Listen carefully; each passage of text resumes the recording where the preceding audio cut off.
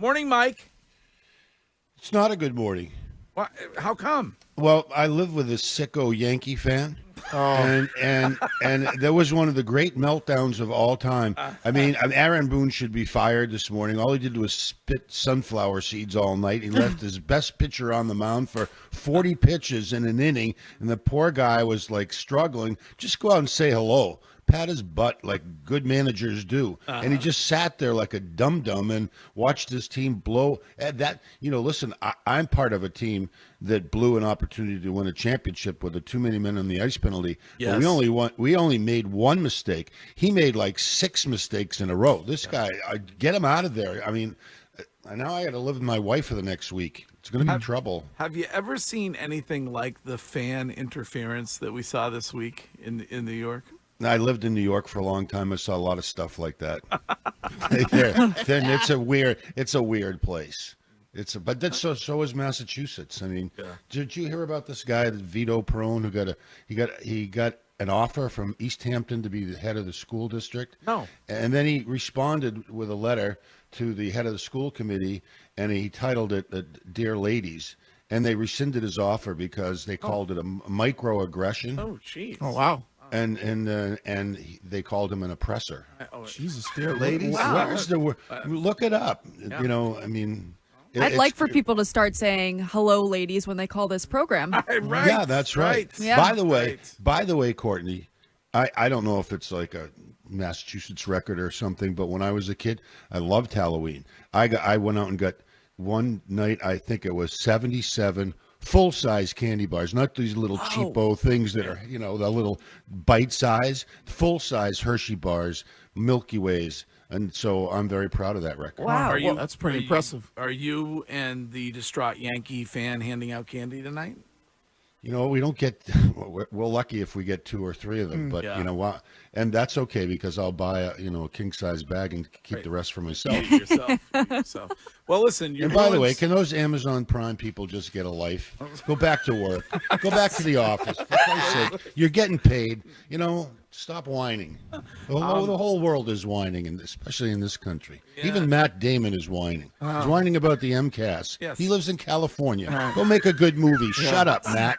He's always whining, though. Oh, my God. Anyway, what are we talking about Your today? beloved Bruins are struggling. Yeah, that's an understatement. I mean, they're under 500. They're like 22nd in the league in goals for. The goals against isn't too bad, 11th. Power play, penalty killing, below average. 5 on. I mean, Joe Sacco's a good penalty killing coach, and I think they'll get it back. But the 5-on-3 the other night against Philadelphia for 1 minute and 30 seconds was really pathetic. It was pathetic. And with the exception of the fourth line, this team is underachieving is kind, but suck would be a better terminology. They're really not very good right now.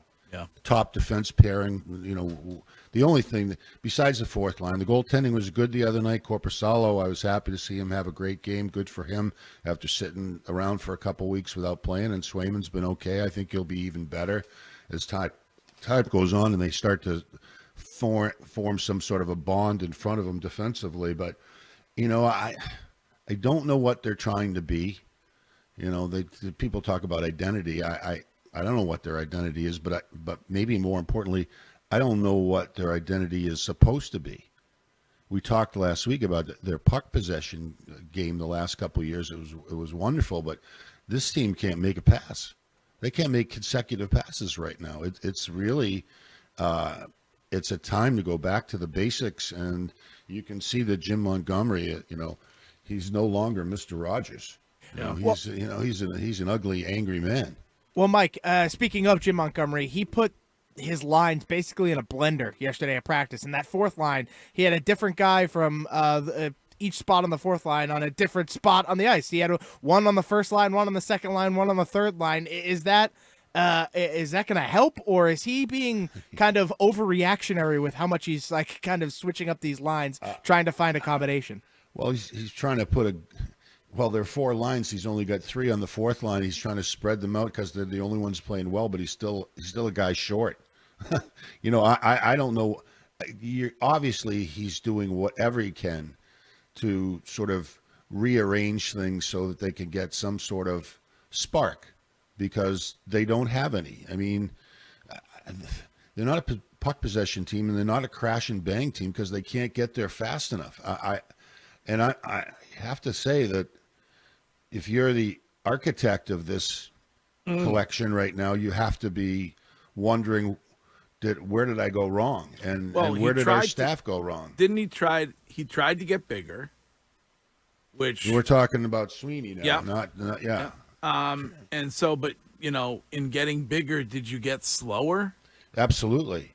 I mean, and that's on not just Don Sweeney, but on his staff.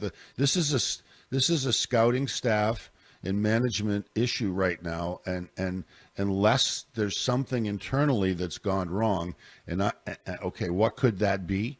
Are they not in good shape? They don't have very much in the way of training camp anymore. We used to have like 6 weeks of horrific training camp, and you certainly came out of training camp in shape. But now they don't have much time, and I read that the guys have a tough practice for 45 minutes. That's the 45 minutes. Is that it? And so, one, I would look at conditioning. Are they in shape? That's a thing that you can control as a coach. We talked about discipline before. That's a thing you can control as a coach.